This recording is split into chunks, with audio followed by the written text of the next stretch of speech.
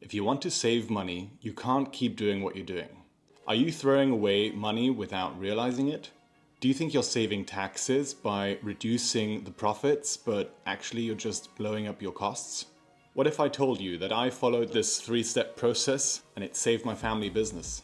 Hi, it's Johannes, and when I took over my family business about 4 years ago, I found out that the cost side of all the businesses, several businesses, was completely bloated and had to be put on a diet. In theory, this business conundrum is quite easy. You have the simple formula, profit equals revenue minus costs. What was true for our group of companies at the time is true for many companies that often have been around for a long time, and slowly but surely these things creep in and it's difficult to get rid of them. If you apply this process to your business, you can avoid what happened to us. We were with our back against the wall and something had to be done. I hope that this advice comes to you earlier than that, and you can slowly but surely either turn your company around or increase its profitability, because there's always something to improve. The topic of cost control, cost reduction is really applicable to all levels of business.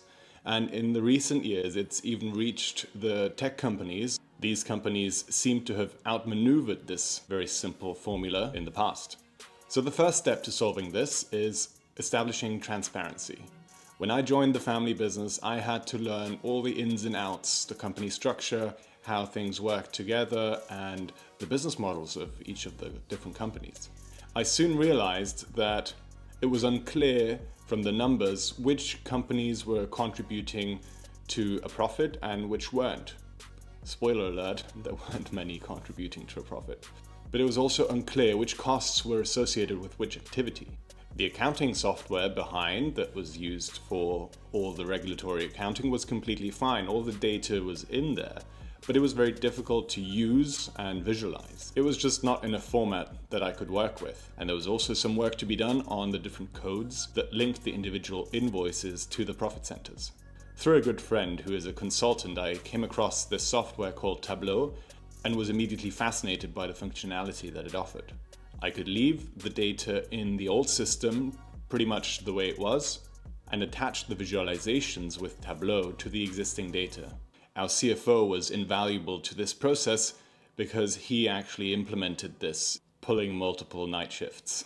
One thing to understand is that the regulated accounting codes don't necessarily offer the flexibility and the granularity that you really need to slice and dice the data and come up with good conclusions.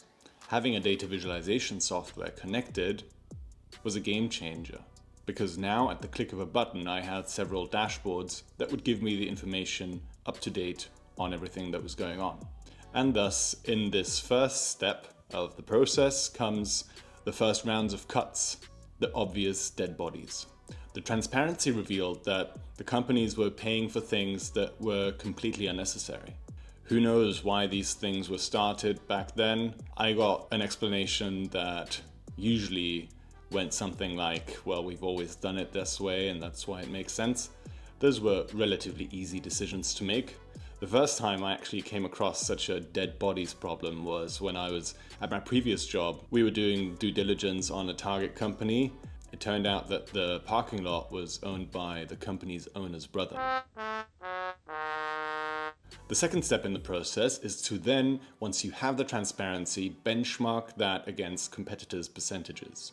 These hidden costs, they creep up over time, slowly. So it's quite difficult to actually figure out what is still necessary if you're in this process, especially if it's like a multi-generational business. So once I had the transparency of all the different costs, I then went out to network with similar business owners and found out what is kind of the standard, how are you doing things, and find out how you can relate your numbers to like a competitor. For that, you obviously have to get them to share their data points. Of course, you can't apply this blindly because every business is slightly different, but it gives you a good idea if something is wildly off and can inspire you to make some changes. Another way to do this, other than networking, is hiring consultants. They look at many companies and they have a database with exactly these percentages that you're after. I did that for very specific problems where I knew the objective could be clearly defined. For the more general points, it's often that you need a very detailed knowledge of your company and only you have that, so it's kind of up to you to do that job. This only works if you really can do an apples to apples comparison. This then brings me in the second step to the second round of cuts, when you try to match the best practices. This is more difficult than just cutting out the unnecessary stuff. Often this applies to things that are very much necessary. And you can't do this alone. It requires everyone to think about how things can be improved and how things can be done more efficiently. This means you rely on your team to come up with creative solutions to achieve this objective, which is not easy, and we'll get to that in the next point. Cost cutting needs to be done strategically, otherwise it starts hurting your revenue. That sometimes also makes sense, because if you have clients that are just unprofitable, then these need to go. But that too needs to be done very carefully. The third step is communication and getting your team on board. As we're increasing complexity here, this is again a little bit more difficult than the previous step. It's challenging to work with employees who have been with the company for a long time and have developed this mental loyalty to the old system. My experience was that there needed to be around about a 50% renewal of people. You could call this the third round of cuts, if you will. Some of them leave voluntarily as they see the winds have changed. Others need a little bit of a push, but in my experience, it's really the best for both the employees and the company if there's no way forward and you just go separate ways. This renewal process should be taken advantage of because it's not often that you get the opportunity to make radical changes. Put differently, when you're in this process of making changes, then it's just best to rip off the band-aid in one go and be done with it. Some members of staff obviously then need to be replaced. My experience, however, is that with new team members you can set different expectations from the start.